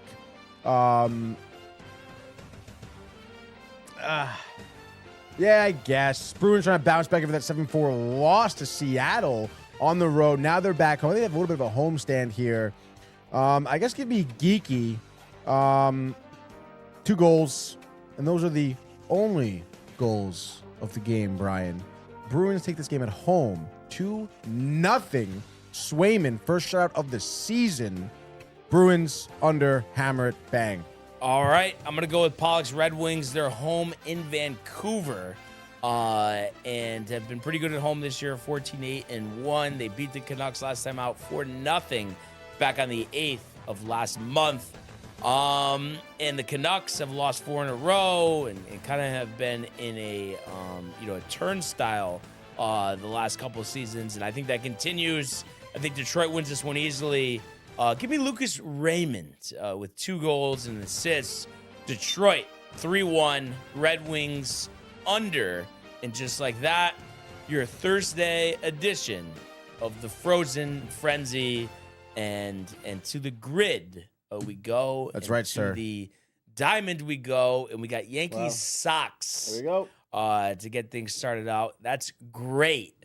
But let's just take a look here. Usually for Yankees socks, I do Ramiro Mendoza. He's 1%, so let's just go with that. Ramiro Mendoza. Not to be confused with Carlos Mendoza. 1%.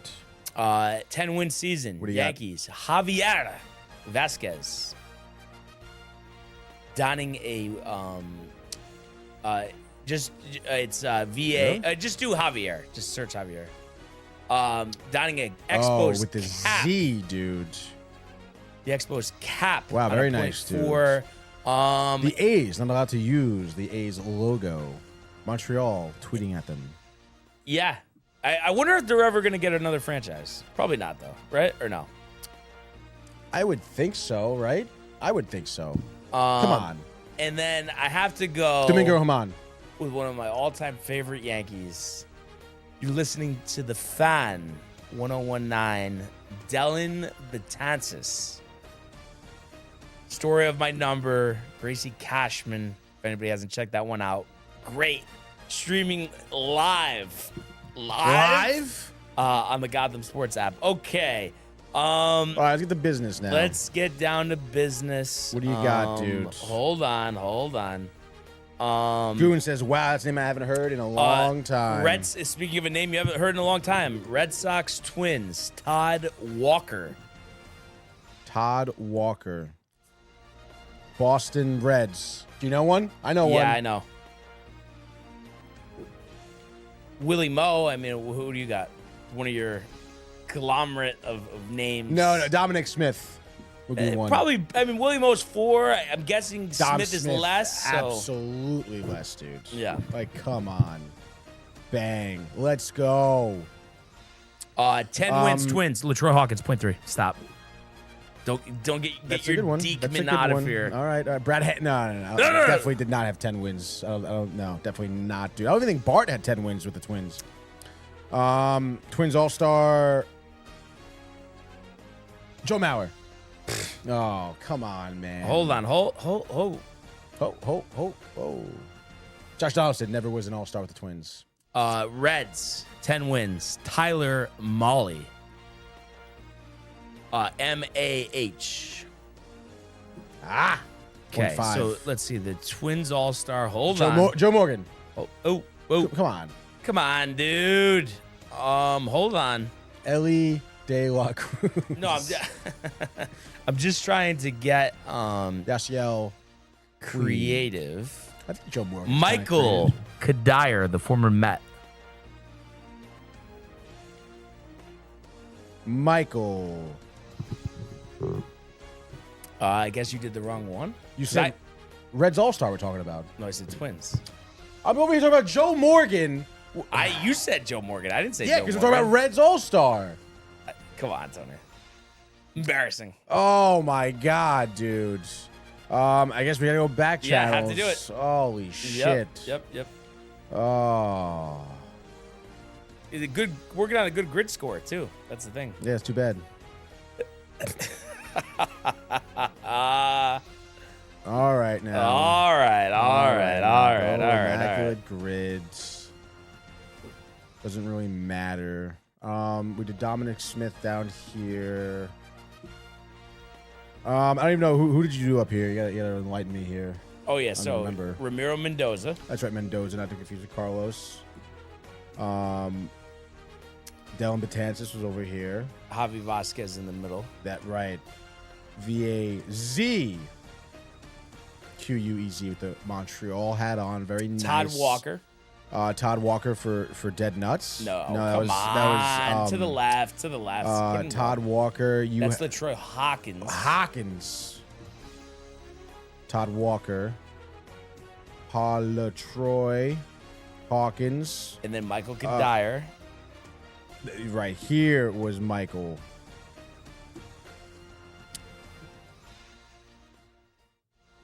Kadire. And then Tyler Mahle. MAH. And then the Warrior, number 21, Paul O'Neill.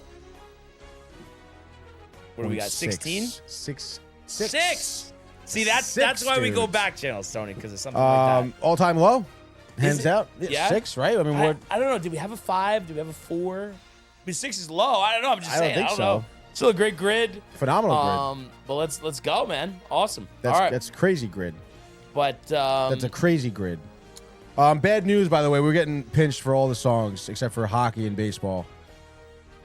So Gridiron and the ESPN. Well, I don't know why now. I don't know why. New year, maybe they're like fucking cracking down. There's something we can figure out, though. I'm sure. I have to figure something down the out, line, I suppose. right? But as of right now, I don't know. No, I know. I mean, that's what we're gonna do. We can play baseball the whole time, which sounds horrible, or nothing. I guess, right? I mean, I can't. Nothing. There's nothing. There is absolutely nothing. So we'll just keep this going for now. Nice and light, dude. Just take it easy. We got 1 second.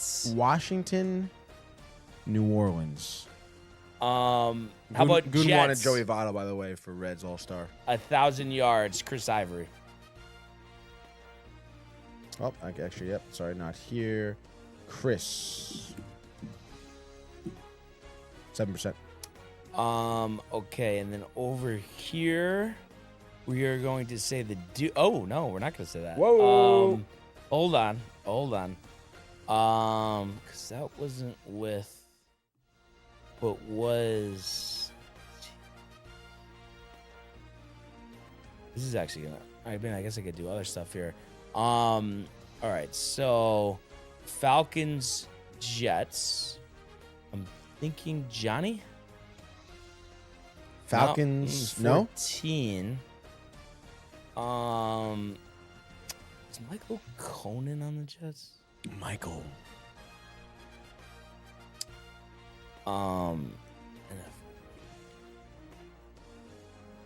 What the fuck? This is actually bothering me now. I mean, I gotta do better than this. I mean, is Brunell gonna be that high here?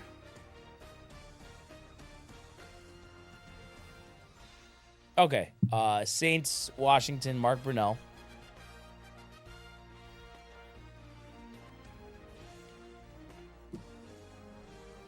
Okay. 8%. And then we could go, but let me just make sure this isn't too high here. But a guy we used yesterday, bottom left, Josh Johnson.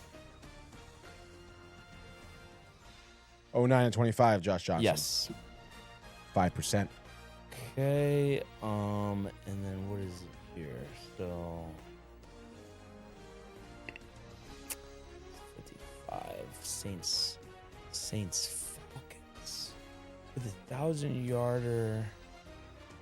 Gordon, was there somebody else? All right, just do Chargers. Melvin Gordon. Chargers, 1,000 yards. Gordon. Yeah, Melvin Gordon. Melvin, 13% with the green hair. Gordon. And then let's see. So Deuce was high. I just don't remember because Kamara never got it. And then Alvin Kamara. Adrian Deuce, Peterson. No, it's and neither did Latavius Murray, right? Was Sproles in the Saints ever? No. Yeah, but no, he was. He But he was? didn't get 1,000 yards. Yeah, because that was with Oakland. It's like, are we backed into a corner with Deuce McAllister? We might be because Reggie Bush didn't do it. Deuce is loose. And then I feel like Michael Turner for Hey Wow. now. Michael Turner for Dead Nuts might be tough. Getting no help from the peanut gallery. 42. I mean, just a lot of high guys. That's too high. Saints Falcons. Just trying to think about different. No, is it Kies or what is what's his name? Is it Morton Anderson? Yeah. Okay. Oh, it's 17, but whatever. Falcons Saints Morton Anderson. 17%. Just trying to. Where do you go to college? Oh, I don't know. He's from like Germany. Oh, really? Yeah. Went to Michigan State. He's from Copenhagen. Wait, Copenhagen? Copenhagen? I have to say this is Tough. to say The least. the least. Um, I guess. I mean, I guess the deuce has to be loose for running back. Juice McAllister, Yeah, 26%. not the way I want it to go. Where do you go to college? Actually, that's a good one. Mississippi. See, those are the ones. Those are the ones that get Dave? Well, that I gotta get better. you know? Oh, yeah.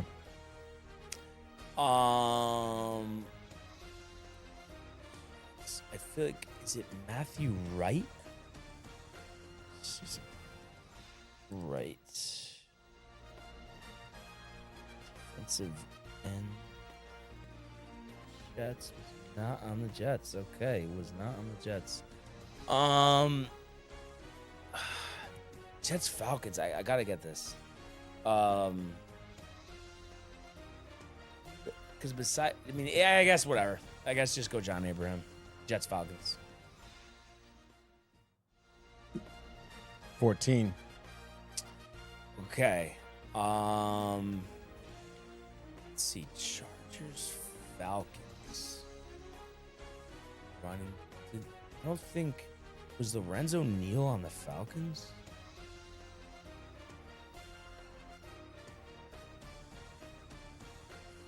He was not.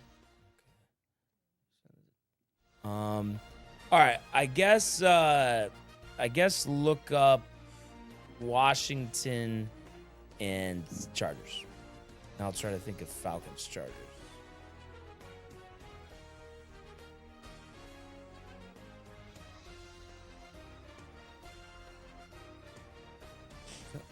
Chris. All right, so Commanders, Chargers here. Got a couple quarterbacks. There's one recent. You know him. He went to Old Dominion. Quarterback. I forget who that is. He played for Houston 2017, one game. Only one real full season. It was 2021 with Washington.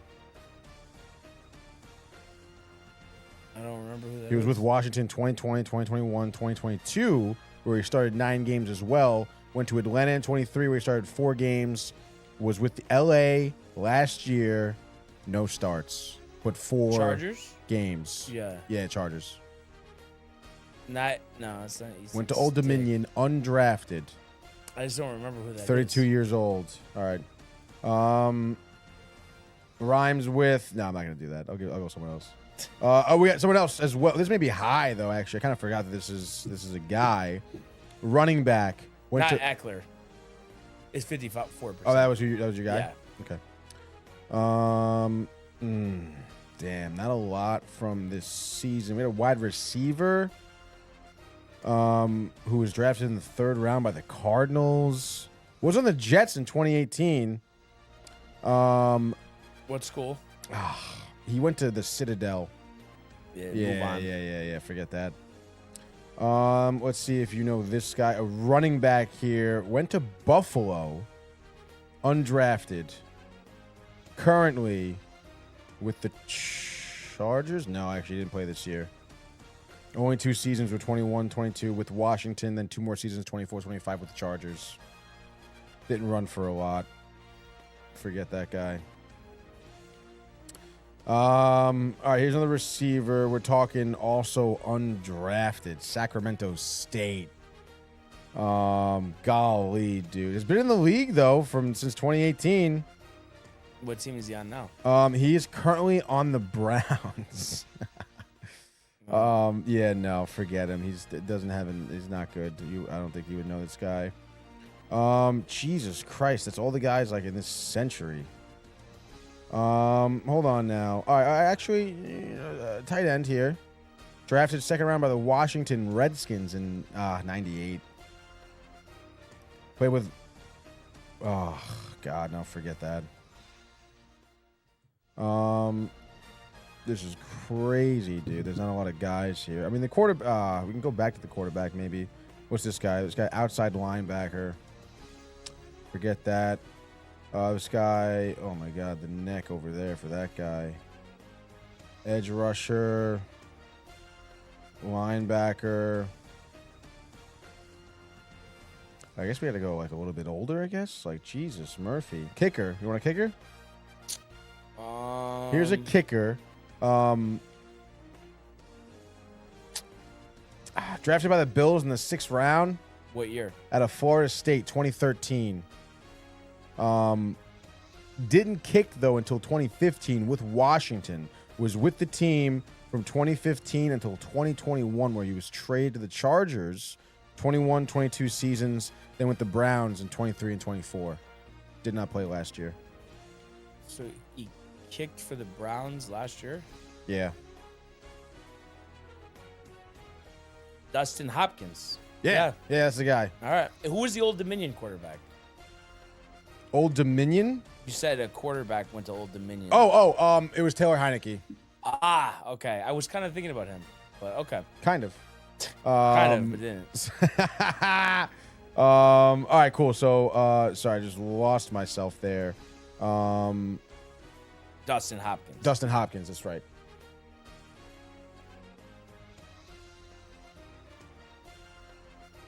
I was going to go to the initials are DH. And then anybody not named Michael Turner for the Falcons and the Chargers.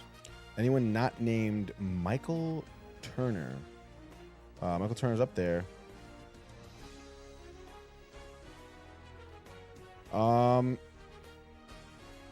That's so funny. All right. Oh,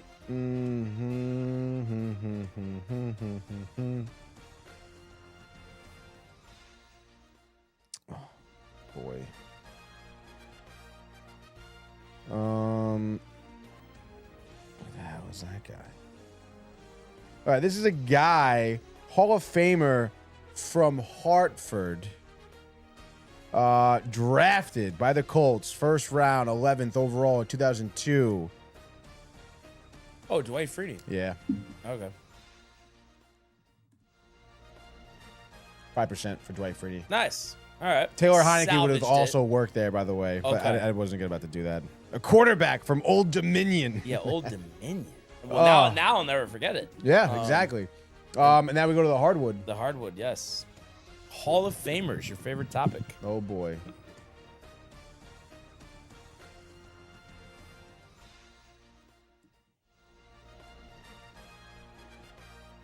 Stumped already? Oh, I was just making sure it was up. Yeah. Sorry. Goran Dragic, top left. Top left. 1%. Okay, and then let's see. Right below him, Jason Terry. Right below him, Jason Terry. 5%. Okay. Let's see. And then with the Nets. Jeez. No, okay, that wasn't him. But Devin Harris. Okay. So yeah, should be Devin. Yeah, Devin Harris below him. Devin. Okay, and let's see here. So for Minnesota and Boston, Minnesota Suns. So Hall of Fame with the Suns. Let's see.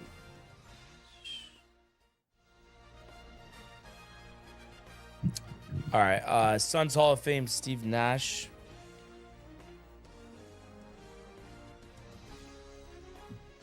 23%. Boston Hall of Fame Shaq. 5%. And then That's crazy. That's only 5%. But I guess there's so many people. I guess I don't know. It's just you're thinking of the Havliceks, you know, right? That's what I'm thinking of. Right. You know what I mean? Right. Okay.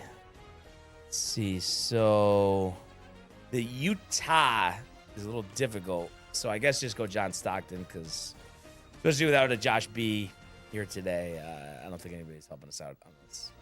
45%. What are you gonna do? What are you gonna do? It happens. Okay.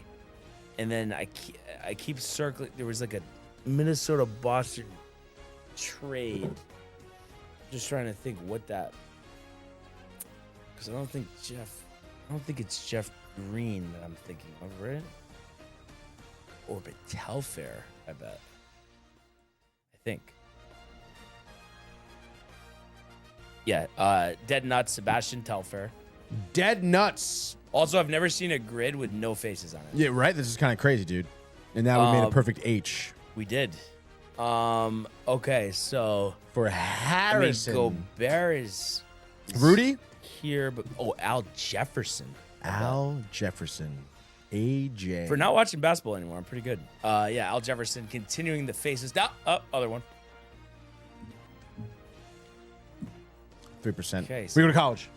Al Jefferson came out of high school. We go to high school. Come on. Okay. So Suns Wolves. Let's go think about this for a sec. Cause not Gortat. I mean, I guess start looking it up. I'll try to think if I could think of something. Suns, T-Wolves. There's probably so many guys. I don't think Oh my Johnny goodness, dude. Flynn was on. This is a guy. I mean, there are a lot of guys. There's a guy that I've heard of.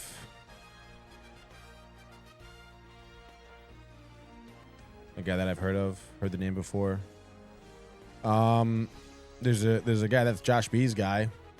Sam Cassell. Yeah. Go ahead. Want to do that? Yeah. All right. Yeah, that's right. All right, let's do it. 9% for 94 to have those 94. big boys in there. I mean, that Thaddeus Young was another you could have used. You should have. You should have. I mean, I said it twice, a name that I've heard of. Yeah, And but you I'm just- saying you had to, like, I don't know. I guess in a sense, yes, but no, Tony, come on. But no. And now we're on the hockey, right? Yeah. Let's go, dude. This is gonna be a tough one. Not really. Avs Devils, Scott Wedgwood. Scott Wedgwood, 3%. Right dudes. below him, Casey Middlestat. Really? For how much though? 13. All right, what's Fine. I Right? mean, you could do Craig Anderson.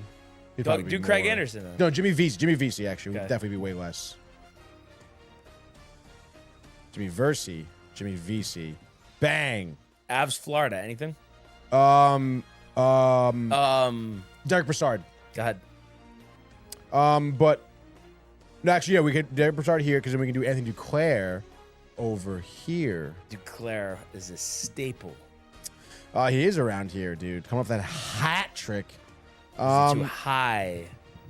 I mean, 400 to 500 goals, I can give you Yager, and I mean, I don't know. Martian doesn't have it yet.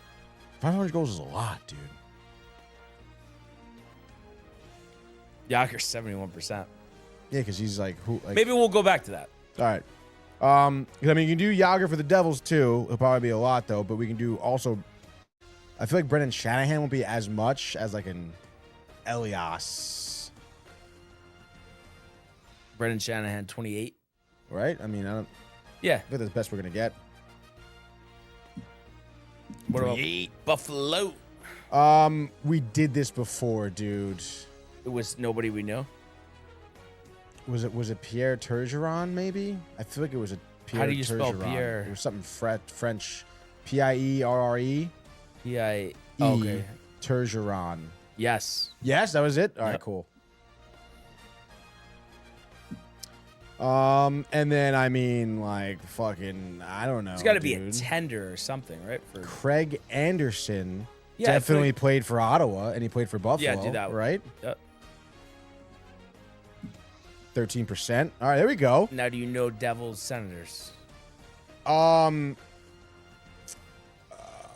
Timo, not Cujo.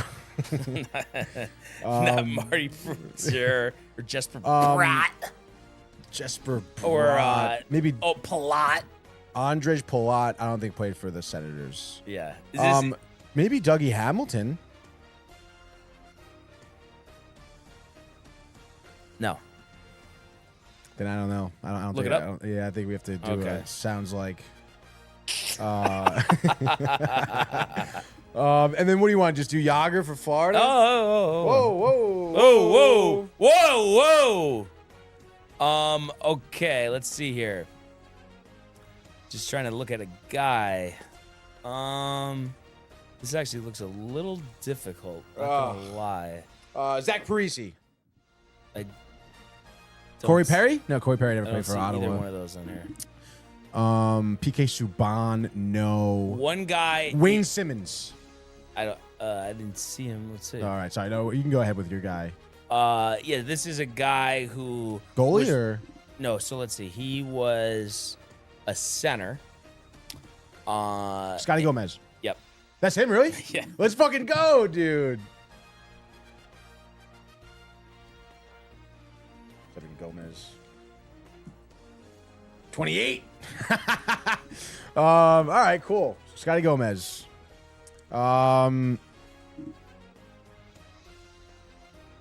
Jaromir Jagr. Let's see.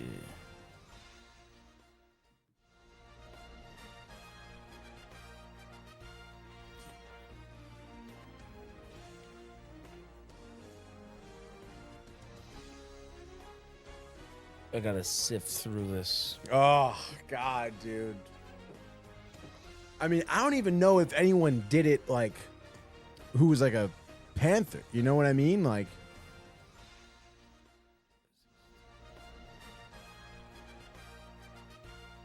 Well, they have to have, right? no, but I mean, like, who was like a known for his career to be on the Panthers. Let's see. With anybody do it as a Panther? But I don't think they have to do it with that team. No. Yeah, but I'm just saying one that game on makes that it team. easy. And I just don't get why these questions Jeremy. they Roenick. just can't give you. Oh, like they're hard to look up. Yeah, because they'll say, oh, no one ever on the Panthers did that. 500 goal scorers to play a game with the Panthers. But why is that so?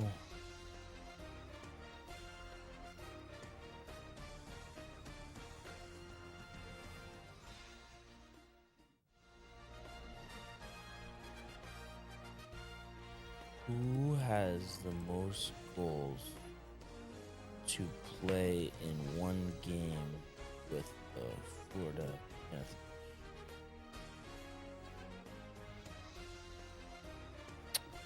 It just doesn't.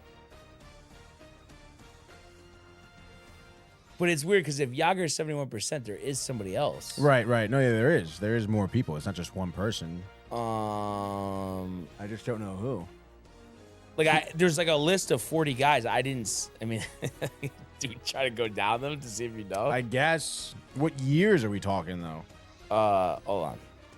Like anyone recent that played for the Panthers? I don't think It so. it right? won't Like, give it. So no one did it with the Panthers, but it's so literally. By the way, yeah. So Yager in 03, Gretzky, Howe, Hall. They didn't play for the Panthers. correct. Philip Esposito, Mike Gartner, Mark Messier, Steve Yzerman, Mario Lemieux. None of those played for the Panthers, right?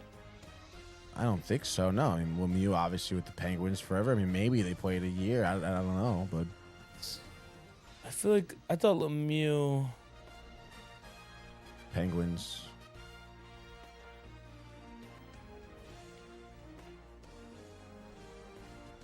Very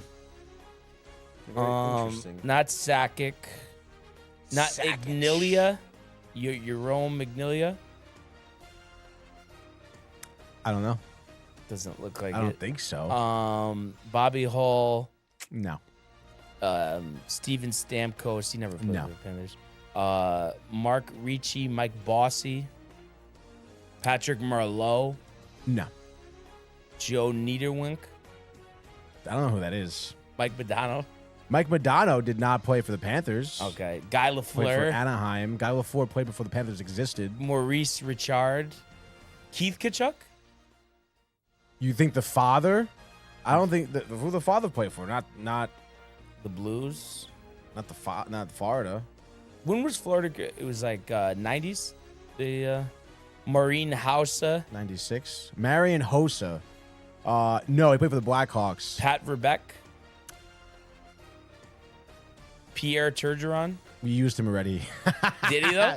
I don't think he played for Florida. He played Roenick? for Buffalo. Jeremy Roenick. That's what I guessed before, but I don't know if he played. I don't think he played for Florida. This is crazy. When would he have played for Florida? They didn't. Perot. Is that Perot's father? Gilbert, I don't think so. but played for the Sabres. Gene Bevieu, Peter Bondra, Joe Mullen, and Larry McDonald. It's so annoying. We're not gonna know. We're just not gonna know because I ran down every single one of these people. We're gonna have to just do Yager, I guess, right? And then just see who it is. Oh, it'll show us after. Yeah. So annoying. We tried. 71%. Okay. I'm curious, actually, how many. There's 3 people. Let's see what it is. Oh, it's not gonna fucking tell you. It gives you. Oh my god. Oh, but it tells you the teams. Here's teams. We're looking for Florida. This is- Florida. Who's that? Right there. It's new. That's the guy. That's the guy that I just said. Joe Nieuwendyk. That's definitely how you At pronounce least it. we know from now, right? Yes. Wow, played for Florida. Final 2 years of his career, 05 to 07. Wow. Combined for 80 games over those 2 seasons. There we go. That's There not we good. go. All right, cool. Is there anyone else though? Like Jesus. I guess there is. There's Yager. No, I think it's just those two. No, there's got to be. No. It said there was 3, didn't it? Oh, it did say there was 3. Oh, there's another guy. Oh, no. That's the same thing. Did I miss it? It's got to be up. There's Yager. Here's our other boy. Oh, right here. Dino Ciccarelli. Ciccarelli. Okay. Ciccarelli's a good name to remember. Italian. Also played his last 2 years of his career with the Florida Panthers. There we go. Wow. we Interesting. Dino. Dino. We can get the fuck out of here now. Yeah. But listen, we tried. Big day tomorrow. Obviously, recapping the Ranger game, the Carmies meal. Oh, the Scarpiello wings, dude. Yes. Dino Ciccarelli with the Scarpiello. And then the college football playoff game.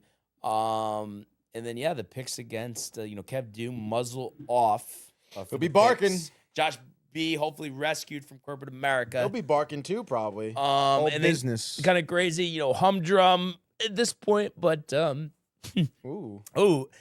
Trey Young traded to the Wizards for CJ McCollum. And I did Corey see that. Kispert. Good for the Wizards, I guess, right? Yeah, just kind of crazy. But I kind of knew that with Trey Young. Like, he's been fine. I guess he's the worst defensive point guard in the league, supposedly. Knicks won, by the way, last night.